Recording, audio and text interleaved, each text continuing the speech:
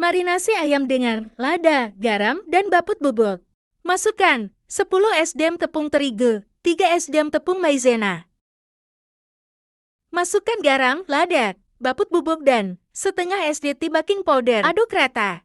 Masukkan ayam ke tepung, kering, lalu ke air. Ulangi sampai 3 kali atau sampai keriting.